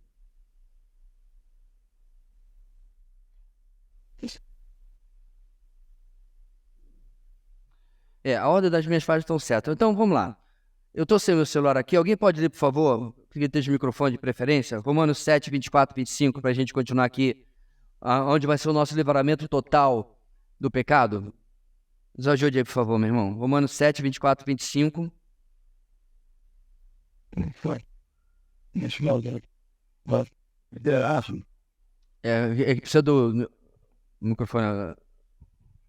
Miserável homem que sou, quem me libertará do corpo sujeito a esta morte? Graças a Deus por Jesus Cristo, nosso Senhor, de modo que, com a mente, eu próprio sou escravo da lei de Deus, mas com a carne da lei do pecado. Ótimo, mais um capítulo para frente, 8, 23. E não só isso, mas nós mesmos, que temos os primeiros frutos do Espírito, gememos interiormente, esperando ansiosamente a nossa adoção como filhos, a redenção do nosso corpo. Joia. 2 de Pedro 3,13. Está ali embaixo também a referência. Então, são versículos, meus irmãos, estão mostrando que esse convívio com esse hóspede maldito, com o pecado, ele tem tempo para acabar, certo? Tem tempo para sermos completamente libertos dessa realidade. Vai lá. Todavia, de acordo com a sua promessa, esperamos novos céus e nova terra, onde habita a justiça. Quando Pedro fala onde habita a justiça, ele não está se referindo apenas à justiça fora de nós, mas à justiça também dentro de nós, onde vamos ser completamente livres da possibilidade do pecado. E para terminar, 1 de João 3, 2 e 3. Amados, agora somos filhos de Deus, e ainda não se manifestou o que havemos de ser. Mas sabemos que, quando Ele se manifestar, seremos semelhantes a Ele, pois o veremos como Ele é. Todo aquele que nele tem esta esperança purifica-se a si mesmo, assim como Ele é puro. Então, meus irmãos, o pecado, ele tem prazo de validade para ser exterminado da experiência e da existência humana, graças a Deus, certo? Então, tudo aquilo que a gente faz durante o dia, e a gente para e diz, por que eu agi dessa maneira, por que eu fiz assim, né? Por que eu perdi a cabeça, o que quer que seja, você apenas, nem lembranças vão ser coisa do nosso passado. Isso não nos acompanha na eternidade. Então a gente fica muito alegre quando diz lá que vai enxugar dos nossos olhos toda lágrima, né? E tal, toda dor. É bom, sem dúvida nenhuma. Mas, meus irmãos, vamos lá. O que causa mais miséria e tristeza na sua vida? Sem dúvida nenhuma, pecado. Muito mais do que uma enfermidade, muito mais do que um luto, não tem como você comparar o efeito danoso, destrutivo que o pecado tem na nossa existência. Para terminar, o único aspecto do pecado que Cristo anulou totalmente na cruz foi a culpa. Sua morte teve um efeito jurídico. A culpa se refere a nós sermos culpados, né? Ele sofreu em lugar do pecador o castigo, da condenação que lhe era devido. Por isso, o crente desfruta da posição de justo diante de Deus, sem ter que temer qualquer julgamento ou sentença. Ao contrário do que muitos dizem, essa doutrina jamais deve encorajar o pecado. Antes de nós lermos os textos, meus irmãos, deixa eu explicar uma coisa sobre o que está sendo dito aqui. Vamos lá. Eu vou a julgamento, certo? E aí, sai o resultado do julgamento e eu sou declarado como inocente. Mas aí você fica com a pulga atrás da orelha. Mas todo mundo sabe o que ele fez. Ele não é inocente. Mas eu fui declarado inocente. Este é o tipo de julgamento que nós estamos falando aqui. Então não é assim, eu fui lá e não fiz nada. E os jurados ou o juiz que seja, se foi apenas ele, chegou à conclusão de que eu não fiz nada. Isso não é o meu e o seu julgamento. Não é o que está acontecendo aqui. É o julgamento que eu chego, o juiz pergunta como que o réu se declara. Culpado. Completamente culpado. E aí ele vai dar a sentença. Qual é a sentença, irmãos, de alguém que é culpado? Morte. Morte, não tem... Biblicamente é essa. E antes dele bater o martelo, o meu advogado toma a frente, pede um sidebar com o juiz ali e diz: eu vou morrer no lugar dele. Esse é o nosso julgamento. Essa é a doutrina, meus irmãos, da dupla imputação. Nós temos nosso pecado colocado sobre Cristo e a justiça dele é colocada sobre nós. Essa frase que é tão bonita, né? Cristo jamais levou nenhum pecado que não tenha sido os nossos. E nós jamais tivemos qualquer justiça que não fosse a dele. Então, a doutrina da dupla imputação vai nos ensinar, meus irmãos, o que realmente é a justificação. Não é como se eu fosse declarar encontrado inocente. Não foi encontrado inocente. Foi encontrado culpado. Mas foi declarado inocente por causa da justiça dele. Isaías 53:5, nossos textos ali do terceiro parágrafo, segundo, desculpe. Mas ele foi transpassado por causa das nossas transgressões, foi esmagado por causa de nossas iniquidades. O castigo que nos trouxe paz estava sobre ele, e pelas suas feridas fomos curados. 1 de Pedro 2:24. Ele mesmo levou em seu corpo os nossos pecados sobre o madeiro, a fim de que morrêssemos para os pecados e vivêssemos para a justiça. Por suas feridas vocês foram curados. 3:18. Pois também Cristo sofreu pelos pecados uma vez por todas, o justo pelos injustos, para conduzir-nos a Deus. Ele foi morto no corpo, mas vivificado no espírito. Ainda falando sobre o nosso posicionamento, ele vai repetir os 5 de Romanos, né? 5:1 e 8:1, nós já lemos várias vezes, eu vou pular agora, e terminar, meus irmãos, com Romanos 6:1 e 2. Que diremos então? Continuaremos pecando para que a graça aumente?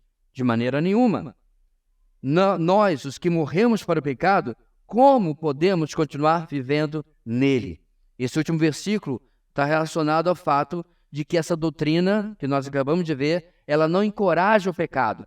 Paulo se previu que as pessoas poderiam pensar isso e disse: não, muito pelo contrário. O tamanho do preço que nós fomos comprados, o tamanho do preço que foi pago e como fomos comprados, deve nos motivar à santidade. Deve nos motivar, meus irmãos, à diferença de vida. Essa é uma das marcas da verdadeira conversão. Eu não tenho mais vontade e prazer no pecado. Pastor, mas eu continuo pecando. Sim, nós já cobrimos isso. Mas o verdadeiro convertido, meus irmãos, ele é incomodado pelo pecado. Esse é o diferencial. É aquela historinha que o Paul Washer conta, né? Que o jovem estava lutando com a sua salvação. Aí ele falou assim: então eu vou te dar uma tarefa. Estava visitando essa cidade, Paul Washer não conhecia a cidade. Perguntou: onde está aqui o lugar de pior reputação que tiver? A gente chama aqui no norte de piseiro, né? Onde é aquele ruim mesmo, onde só tem prostituição, droga e tudo mais? Ele falou: tem esse lugar aí, lá no Rio a gente chama de inferninho. Olha só, como é que alguém frequenta o inferninho? Mas o pessoal ia.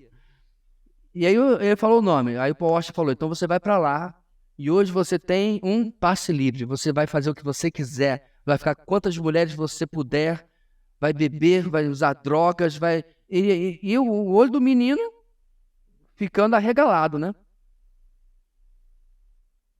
E aí o menino falou: não, de maneira alguma. Aí eu falei: por quê? Ele respondeu: porque eu tenho temor a Deus. Essa é a diferença. O Espírito que habita em nós, meus irmãos, traz repulsa ao pecado. Infelizmente, em alguns momentos, isso não será suficiente para nos impedir totalmente de pecar.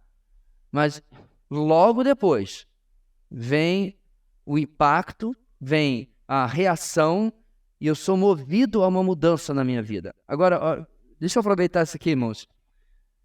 Você quer falar, Vitor? Traz o microfone aqui, Vitor, por favor. Olha que interessante, irmãos. Se você perguntar para mim, pastor,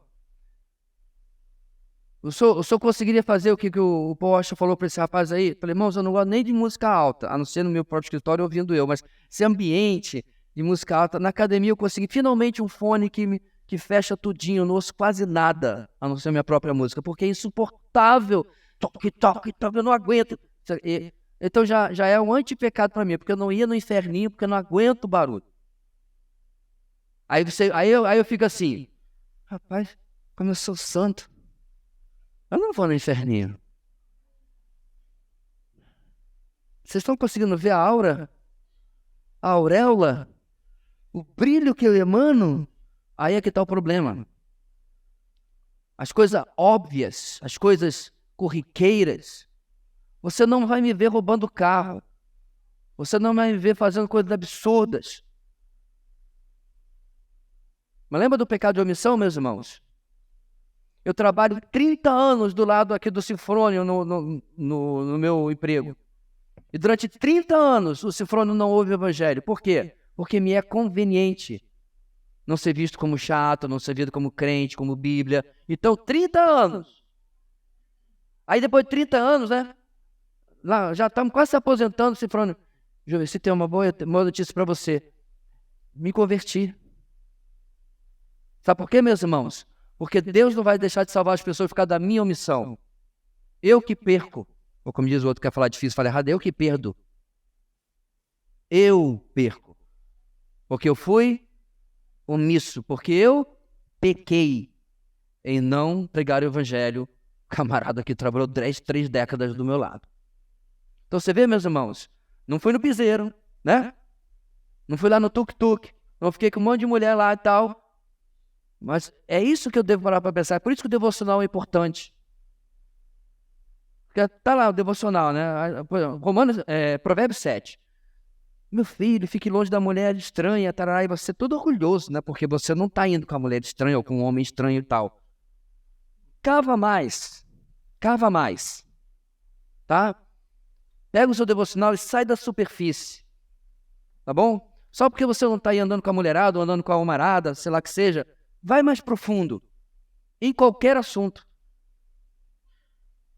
Porque sempre, meus irmãos, é fácil a gente ficar lustrando a nossa justiça no que é fácil fazer, no que é óbvio de fazer. O texto de hoje fala sobre o homem violento. Ainda bem que eu não sou violento. A última vez que eu briguei, eu tinha 13 anos de idade e tal. Eu não sou de brigar, não sou de cair no sopapo com ninguém. Cava mais. É isso que Jesus faz no Sermão do Monte. Só olhar de maneira licenciosa para uma mulher, já adulterou. Só xingar, brigar e tal, já matou. Jesus aumenta o padrão. Porque é fácil, meus irmãos, a gente ficar lustrando a nossa justiça superficial e não cavar onde a gente realmente tem que ir. E aí que eu acho, irmãos, que o texto de Tiago que fala sobre quem sabe o bem que deve fazer não faz, peca. Acho que seria um ótimo trabalho de hamartiologia para essa semana. Senhor, quais são os meus pecados de omissão? E talvez sejam coisas, meus irmãos, que a gente já sabe de cor e salteado que devia já estar fazendo. E simplesmente não o fazemos. Diga, Vitor. Pastor, uma pessoa que é regenerada, aceita Jesus, é justificado pela fé, só que ela não se sente incomodada com o pecado, ela continua no pecado, não se sente incomodada. Essa pessoa, ela é salva? Não. Se ela nunca for incomodada pelo pecado, mesmo diante da demonstração da palavra ou até de irmãos, a sua história começou errada. Ou eu poderia dizer que ela apenas tomou uma decisão, mas ela não se converteu. Esse é o ponto. A conversão, ela acompanha a aversão ao pecado. Então, você conversa com a pessoa, né? Por exemplo, seu amigo se converteu e ele está vivendo em fornicação. Tá? Fala de pecado sexual, porque todo mundo gosta de falar de pecado sexual, né? Não tem mais pecado nenhum no mundo. Ninguém é fofoqueiro, ninguém é mentiroso, ninguém é invejoso, ninguém é avarento, né? Mas vamos lá. Então você evangelizou, o camarada se converteu. Está fazendo discipulado com ele e tal, e você mostra, olha, aquilo que você me contou, do jeito que você está vivendo com a sua namorada, hoje Jesus quer uma nova postura da sua vida. Se 3 anos depois você continua falando com ele a mesma coisa, né? E ele continua dormindo com a sua namorada, vivendo em fornicação, eu não tenho, meus irmãos, um óculos para ficar vendo a salvação de ninguém. Mas o fruto mostra que alguma coisa está errada. Eu dei um exemplo, você poderia dar outros. Não há transformação, não há mudança.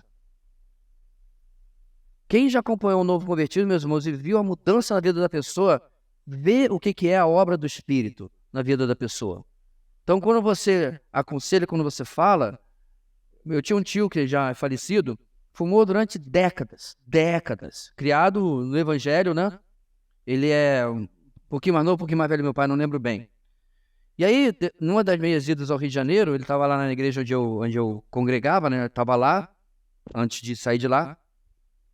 Estava na mesma igreja, e eu conversando com ele e tal. E eu não sabia dos detalhes do acontecido, né?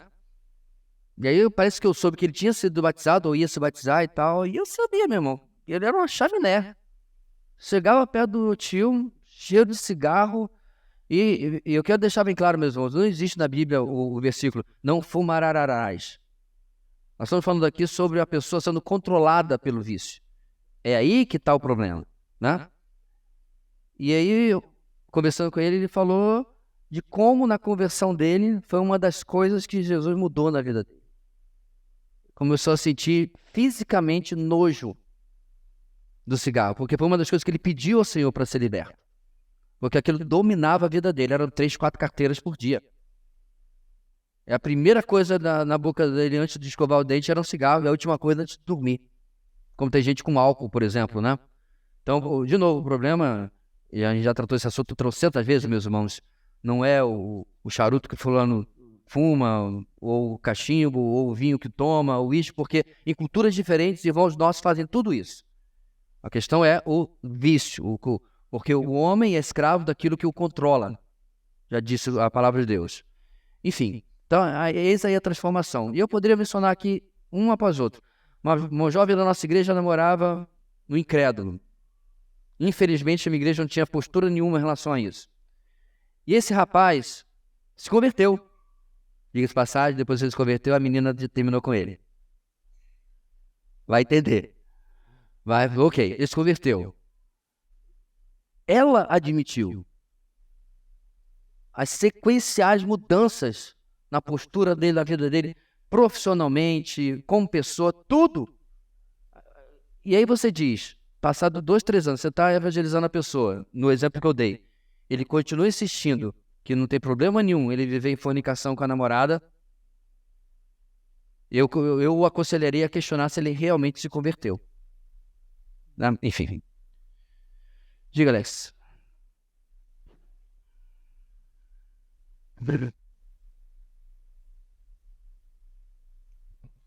Relacionada com a pergunta dele, a diferença entre a ausência de culpa e a ausência de sentimento de culpa.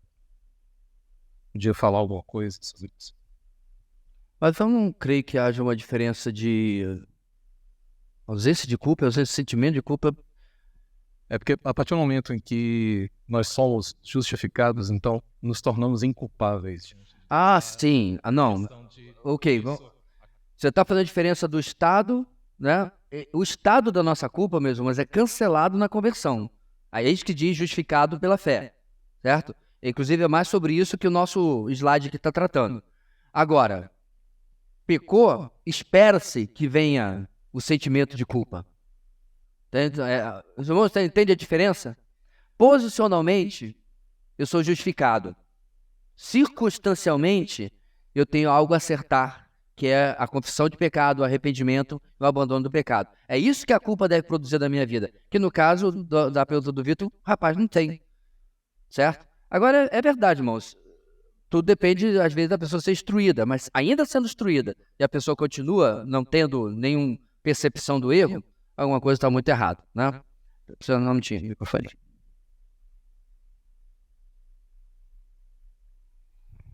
Se fala numa questão de sentimento, mas eu acredito que não seja nem essa palavra, seja a questão do convencimento do Espírito Santo, que é somente ele que traz o arrependimento. que convence o homem do pecado, da justiça e do juízo. Então, em relação a isso aí, é muito fácil você ver se a pessoa é convertida ou não, por quê? Quem convence o homem do pecado? É o Espírito Santo. Quando você crê em Jesus como único Senhor e Salvador da sua vida, você é automaticamente batizado com o Espírito Santo. Você recebe o Espírito Santo de Deus. Então, se você tem o Espírito Santo de Deus, você cria nojo pelo pecado. Se você não cria nojo pelo pecado, é lógico que você não tem o Espírito Santo de Deus. Então, é simples entender.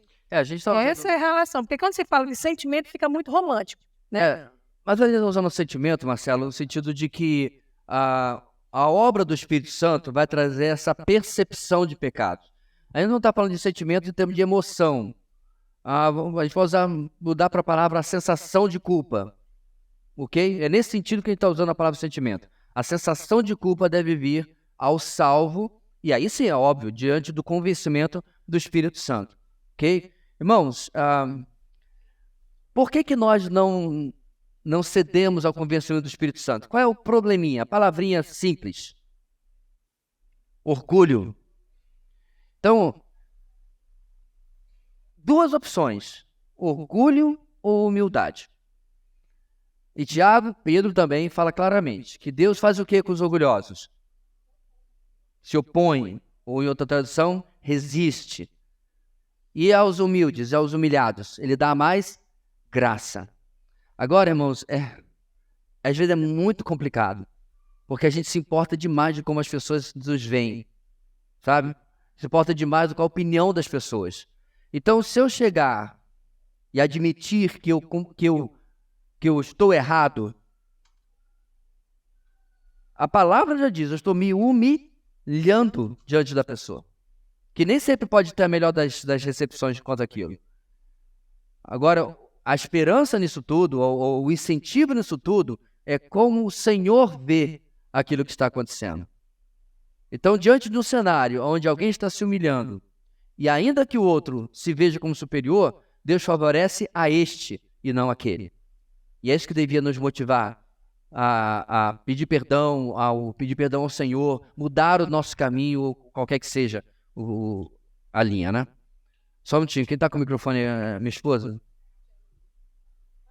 Mas ele era o sentimento, porque assim, quando a Marcela falou sobre convencimento, a palavra traz isso, mas há muita luta nessa área do sentimento. Então, dentro das igrejas, quando a gente está fazendo aconselhamento, discipulado, essa é uma área que pega muito, inclusive dentro do seminário, né?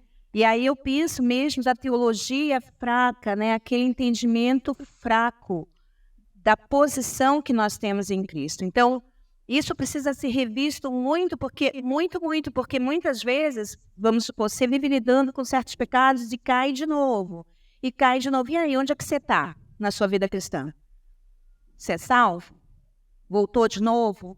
Eu voltei de novo para aquela mesma área? Como é que você lida com isso? Então, isso é uma coisa grave dentro da nossa realidade da vida cristã. Um mau entendimento ou uma teologia enfraquecida, você vai lidar com culpa o tempo todo. Então, entra assim aí o sentimento dentro desse aspecto que eu queria, é o que eu penso, assim, entendendo muitas vezes que a gente lida com a nossa própria vida, mas também dentro da área de aconselhamento. Isso é uma área que volta muito. O sentimento, sensação, tanto faz da palavra, ela vai vir, acho que ela traz agora o Tiago, Tiago e Diego, é o mesmo nome com duas línguas diferentes. Pode perguntar? Vamos votar aqui. Então, eu vou botar no WhatsApp o pool, aí vocês votem lá. Então, meus irmãos, uma coisa importante disso tudo, vamos lá, uma coisa importante disso tudo é que quando você não vence o sentimento de culpa, preste atenção nisso. Isso não é uma demonstração de humildade. Muito pelo contrário. Quando você não vence o sentimento de culpa, você passou por todo o processo bíblico, certo? Se confessarmos nossos pecados, ele é fiel e justo, perdoar os pecados, purificar toda injustiça. Tá lá. Quando eu não venço o sentimento de culpa, isso não é porque eu sou muito humildezinho. Quem sou eu para ser perdoado? Não, isso é orgulho. porque eu estou negando a verdade bíblica em favor da minha verdade. Certo? Está acompanhando? Então, não é porque eu sou muito humilde que eu não consigo, né? Quem sou eu? Ju, você me perdoa, me perdoa. Não, eu não sou digno, vou me jogar do precipício. Não, é muito bonito, né, para final de filme ou para próximo episódio, mas na vida real, certo? Parte da humilhação é dizer, eu não mereço, mas ele me perdoou, principalmente ele, com E maiúsculo, me perdoou. Esse é o padrão bíblico. Porque o perdão, meus irmãos, não é questão de mérito, é questão de graça. Então vamos lá, deira uma bolacha no Reginaldo. Eu gosto de pegar gente grande assim, ó. Entendeu?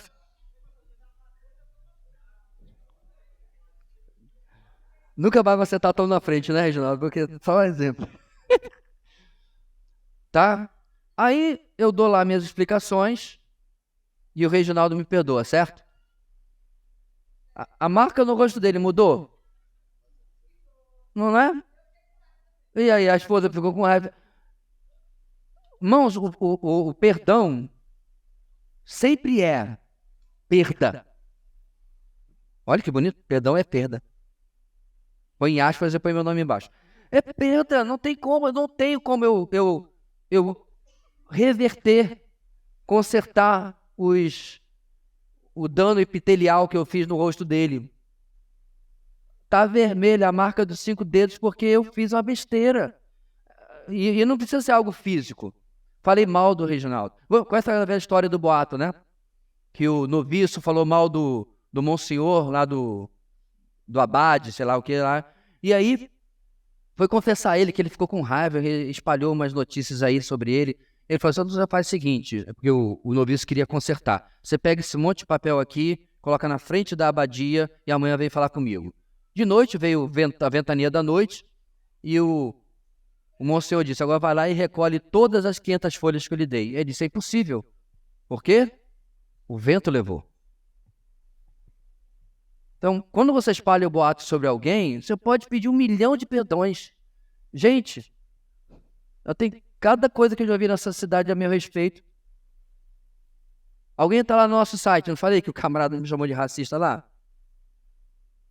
Alguém diz lá, vou nessa igreja não. E pior que não tem como apagar a desgraça da plataforma, porque é um comentário. Não vou não, pastor, porque está lá, alguém acredita ou não, porque é um boato. Isso é o grande problema da fake news, né? Uma vez falado por aí, todo mundo acredita ou não, ou alguns acreditam. Então não tem como você consertar. Aí eu falei mal de alguém, e é mentira.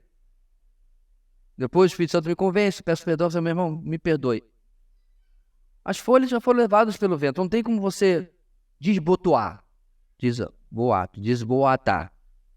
Não tem, já foi. Então, quem vai me perdoar vai sofrer o quê? A perda. E aí não tem o que correr, meus irmãos. Eu aceito a humilhação de que eu não mereço, mas eu estou sendo perdoado. Ficar carregando durante anos uma culpa que já foi perdoada é uma escolha péssima, né? Tiago. Sobre ação pecaminosa, eu queria entender se dentro desse conceito de ação pecaminosa está apenas os pecados que a Bíblia traz, assim, de forma taxativa, ou também comportamentos que vão de contrários ao que aos princípios da palavra de Deus. Porque eu vejo que às vezes, por ter essa abertura, algumas pessoas que são legalistas, elas acabam colocando coisas que não são necessariamente pecado e afirmando que outras pessoas estão agindo ou vivendo errado exatamente porque não vive de acordo com o conceito dela de comportamento certo ou comportamento errado. Não, o padrão de pecado é o padrão da palavra de Deus, certo? Então, vamos falar de novo da bebida, ok? Então, se a gente for aplicar o padrão da igreja brasileira em geral, do evangélico em geral, certo? Você vai descer em Portugal e vai se escandalizar à torta e à direita. A primeira reunião social dos irmãos da igreja, outro dia, um tempo atrás, mandaram uma foto de uma reunião lá social da igreja. O que tinha lá no meio da mesa lá? Alguém tem dúvida? Eu falei para vocês, irmãos, na Itália parece até refrigerante. É impressionante. Você sentou na mesa, o camarada já traz uma taça. Eu não gosto muito de bebida alcoólica mesmo. Não tem nada a ver com coisa espiritual. Não é. Meu negócio é Pepsi. É pronto. Todo mundo já sabe disso, né? Patrocínio, né? Não gosto. Não é... é chique ficar com aquela taça assim, né? Um cara de intelectual. Não, nada disso me apetece. Ainda mais que eu estava dirigindo. Então o cara trazia, eu falei assim, não, obrigado. Fica com medo. Sei lá o que 2, 3 dedos de vinho vai fazer, eu vou sair da estrada. Eu não bebia, mas toda hora chegava. Nas reuniões da igreja a mesma coisa. Agora, aonde está na Bíblia, meus irmãos? Já vai o pastor incentivar os irmãos a beber. Não. A minha orientação sempre foi o contrário. Por quê? Porque eu jamais conheci alguém que disse, capaz, depois que eu comecei a beber, minha vida melhorou. Uma coisa, centenas de pessoas que disseram depois que eu parei de beber, minha vida melhorou. Certo? Não faz falta, ao meu ver. Para mim é uma mera coisa social. O pessoal gosta é imagem. Tudo isso para mim contribui para dizer, tá perdendo nada. Nada. Ponto aqui é, se você for para a palavra e querer impor esse padrão, ou qualquer que seja a outra pessoa, roupa, por exemplo. Para mim, o padrão bíblico de roupa é que tenha decência. Ou a palavra mais técnica, né? Modéstia, certo? Agora, eu decretar que eu tenho para pregar no meu púlpito só de terno e gravata, porque é assim que a gente se apresenta diante de Deus, eu dou todas as minhas razões espirituais, teológicas. Não tem. Eu gosto de pregar de social. É a maneira como preguei toda a minha vida. E quando estou numa igreja que exige, eu uso terno e gravata, porque minha sogra já mencionou na terra de sapo de cócoras com ele. Então não tem problema nenhum. Agora, dizer que isso é um padrão espiritual, a Bíblia diz isso? Não. Se a gente vai seguir o padrão do Novo Testamento, tem todo mundo se vestir como no primeiro século, se for assim.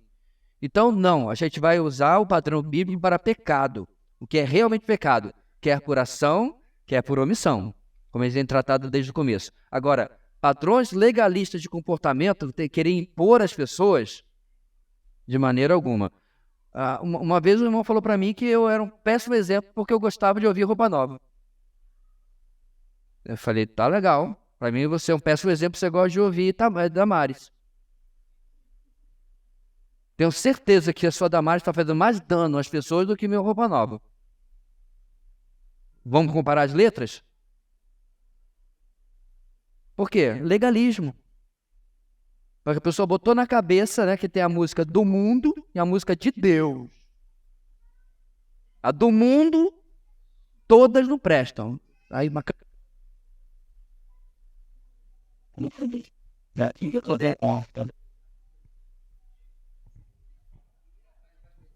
A do mundo não presta. Não canta nem parabéns para você, se deixar, né?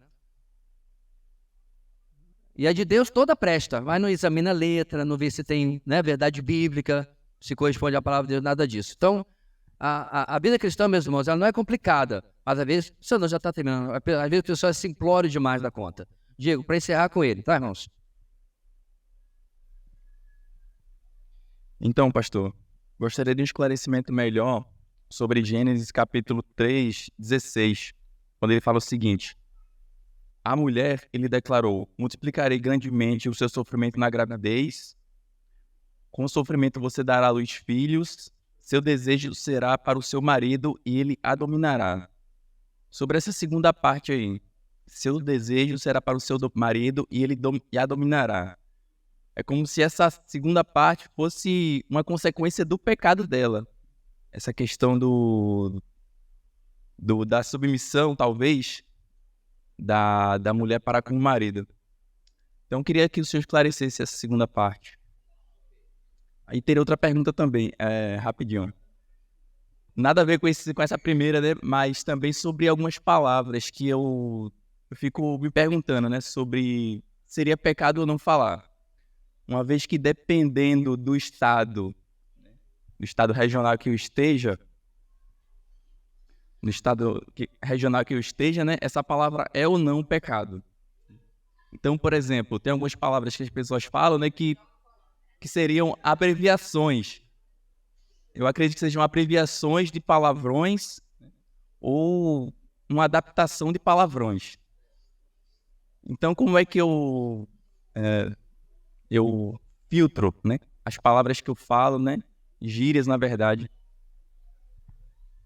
Tá, sobre a primeira parte, meus irmãos, eu vou pedir para a gente botar um alfinete nisso, porque está aqui sobre as consequências do pecado, tá? A gente pode gastar mais tempo do que eu não vou ter agora para tratar, e os irmãos, eu acredito que semana que vem a gente já chega nesse texto. Então vai falar sobre sobre Gênesis 3,16. A segunda parte, bem, eu tenho um padrão. Determinadas palavras, por exemplo, a palavra que a maioria usa para pancada, que eu não vou falar, eu não falo. Por razões óbvias. Alguém não sabe o que eu estou falando? Então eu fui lá e dei uma pancada no outro. Vamos resolver na pancada. Eu não uso essa outra palavra. Certo? É só você usar um pouquinho do português, né? Ver qual é o radical da palavra para saber por que eu não uso. Agora, eu não fico... Irmão, o servo de Deus não fala tal palavra. Eu não fico com essa polícia pedante controlando a linguagem dos outros. Até porque eu sei, irmãos, que a língua é dinâmica. A sociedade em geral nem liga para essa palavra. Tá nem aí. Eu, como princípio pessoal, não uso. Eu não uso palavras chulas para fazer xixi e fazer cocô. Agora, eu não vou ficar servo de Deus. Sabe, aquela coisa pedante, aquela coisa... Porque a gente tem que fazer a diferença, meus irmãos, entre aquilo que é um padrão que eu creio que é o melhor para mim, e eu tenho minhas razões, do que aquilo que é claramente pecado. Agora, se eu sei, certo? Eu não vou poder usar... Tem um termo, tem uma gíria lá do Rio de Janeiro, que é chutar alguma coisa, que eu sei que em alguns estados do Nordeste é palavrão. Então, se eu sei que naquele estado ofende a consciência dos meus irmãos eu usar aquele termo, aí eu estou pecando, não por causa da expressão em si, entende? Mas porque eu não estou respeitando a sensibilidade do meu irmão. Tá? Então, vamos supor que, sei lá, bater asa fosse palavrão aqui, mas não é lá no Rio de Janeiro, de onde eu vim. Bater asa. A expressão não existe. Estou criando porque eu não quero usar outros, porque vai que o vídeo gira para um estado que a expressão é ruim e fica mal. Então, aí eu chego aqui, irmãos, que coisa. Eu estou para bater asa aos irmãos. E eu sei que ofende o roraimense. Então, para que eu vou usar? Entendeu a diferença? Aí é uma situação que eu não estou respeitando o limite. Lá na Índia, irmãos, é proibido você mostrar a sola do sapato, especialmente para o ancião, certo? Nós estávamos lá em Singapura, um monte de indiano junto, naquele curso que eu fiz, e era um dia de lazer. Aí eu coloquei o pé, estava no ônibus, né? O carioca é dose. Botei o pé em cima da separação assim, né? E tal. Folgado e tal. Aí o irmão indiano deu uma batida no meu pé e falou assim, baixa o pé. Eu baixei o pé e falei, o que foi? Nosso professor estava na frente. Aí ele explicou. Quer ver uma atitude pecaminosa? Problema dele, lá na minha terra, para que eu vou fazer isso? Se eu sei que ofende, né? É desrespeito. Isso é quase um xingamento na cultura indiana. Eu não fiz. Botei o pé no chão, segue a vida. Eu pequei antes? Não. Porque eu não sabia, mas eu poderia ter pecado depois. Porque eu não tive o respeito, né, com as limitações da pessoa. Então, são várias nuances e detalhes aí, meus irmãos, que a gente precisa tomar cuidado, né, quando a gente está convivendo em grupo, né? Particularmente em um estado como o nosso, tem gente, eu acho, uns 15 estados diferentes aqui, né? Enfim. Eita, hoje foi longe, né? Amém. Estou com fome já? Então tá bom. Vamos ficar de pé, meus irmãos, e orar. encerrando o nosso tempo hoje aqui.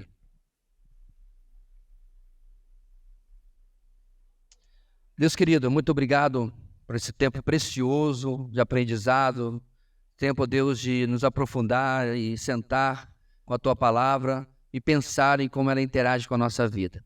Dá-nos, ó Deus, uma tarde de descanso e possamos estar aqui juntos para ouvir a Tua palavra novamente à noite, também em nossa congregação. É o que oramos em nome de Jesus. Amém.